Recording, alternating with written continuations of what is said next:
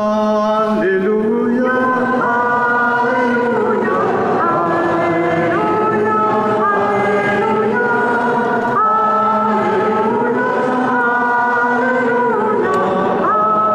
Alléluia. Mes brebis écoutent ma voix, dit le Seigneur. Moi, je les connais et elles me suivent. Alléluia, Alléluia, Alléluia, Alléluia.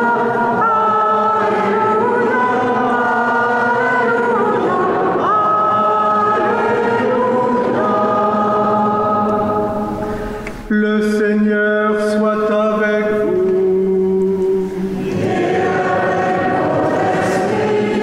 Évangile de Jésus-Christ selon saint Marc.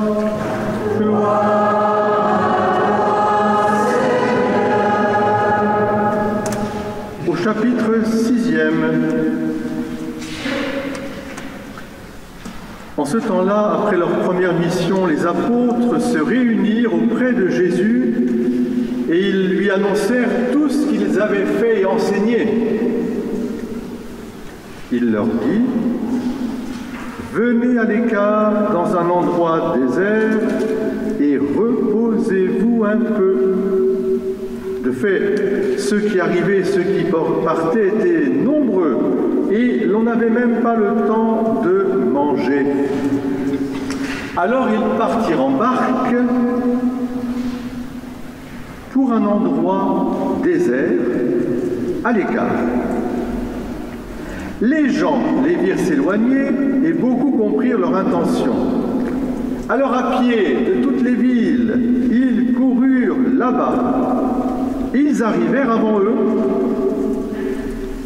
En débarquant, Jésus vit une grande foule. Il fut saisi de compassion envers eux parce qu'ils étaient comme des brebis sans berger.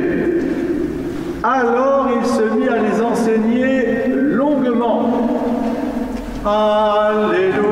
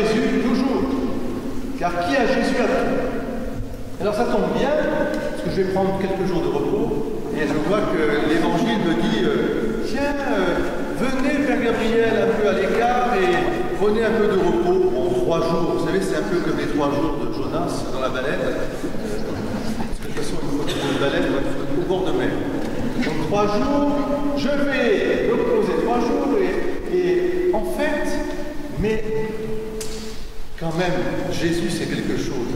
Il dit à ses apôtres qui arrivent de mission extraordinaire, voilà ce qu'on a fait, tu nous as demandé de prêcher, on a guéri, on a expulsé les démons, on a été formidable.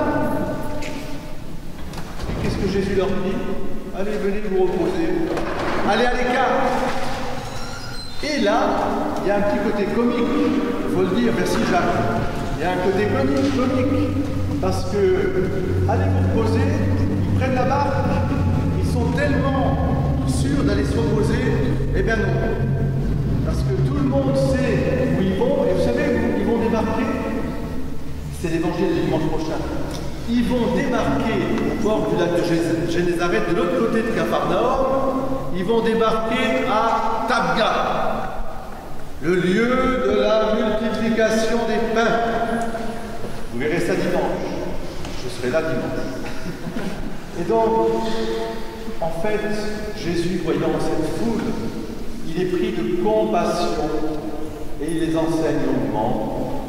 Et après, il va demander aux apôtres de travailler aussi pour aider à ce que ces brebis ne soient pas sans berger.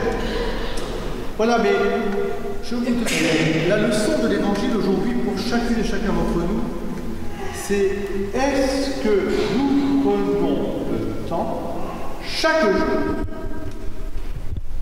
de nous reposer dans le Christ.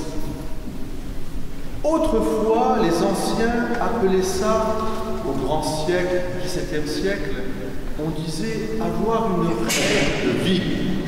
Avoir une règle de vie. Les gens, le matin, se levaient, après avoir fait leurs ablutions, ils priaient. Ils avaient leur coin prière. Et je suis sûr que chez vous, je vous regarde, les familles ici présentes, vous avez tous un coin prière à la maison. Levez la main, ceux qui ne les ont pas. Il faut organiser votre maison comme une petite église dans laquelle nous pouvons nous reposer dans le Christ Jésus. Avec sa parole, avec ses icônes, avec ses cantiques, chaque jour nous reposer dans le Christ. Et puis, partir ensuite,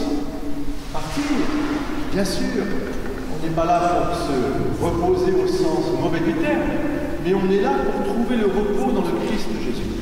Et ensuite, chaque dimanche, c'est le jour du repos. N'avez-vous pas entendu que Dieu a travaillé 6 jours et le 7e, il s'est reposé lui-même?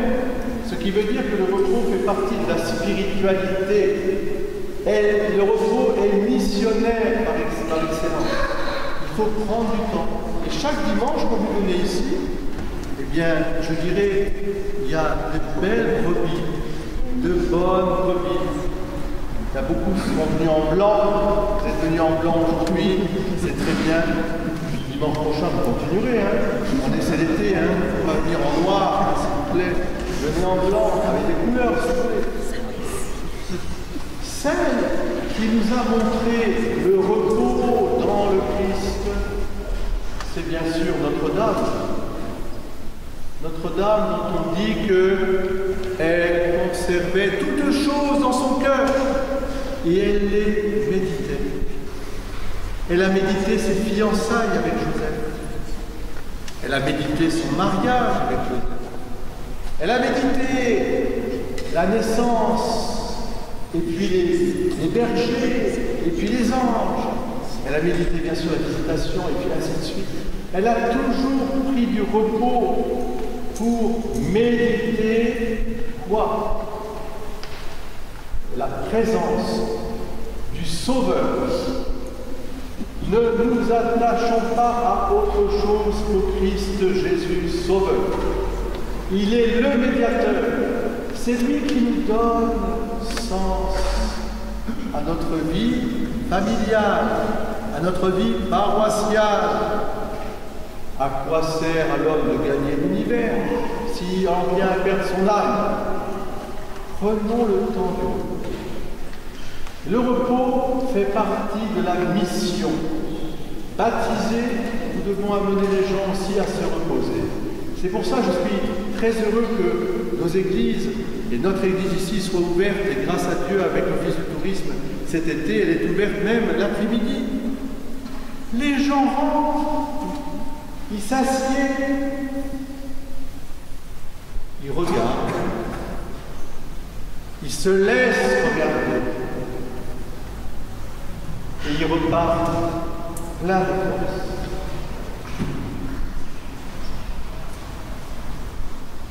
À tous, je souhaite de cultiver ce repos. À tous, je souhaite, dans vos maisons, de prendre le temps de faire un petit oratoire, un placard qui s'ouvre, une icône qui apparaît, un coin, même dans vos propriétés, dans vos jardins, où vous allez vous asseoir devant une statue, prendre un livre, vous reposer dans le Seigneur, pour ensuite partir à l'aventure, là où le Seigneur voudra, parce que la multiplication des pains qui va venir, eh bien, elle est partout. Partout, partout, partout.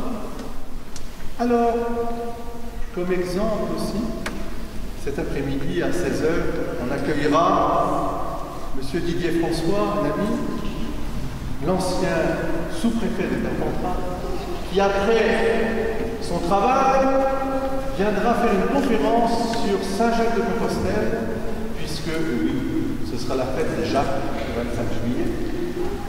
Et il fera une conférence pour nous montrer aussi que le pèlerinage sur la terre, eh bien, est essentiel pour trouver le repos du corps, le repos de l'esprit et surtout le repos du cœur. Je vous invite, celles et ceux qui pourront venir, à écouter, à voir, parce qu'il a des diapositives qui nous montrera. Il a fait ce pèlerinage à vélo. On peut le faire à pied, mais en tout cas, il a pris le temps de se reposer, lui aussi. Soyez bénis, et puis on va nous reposer tous dans l'Eucharistie, qui est le lieu du repos par excellence. Venez vous tous qui ployez sous le poids du fardeau, et moi je vous procurerai le repos. Venez.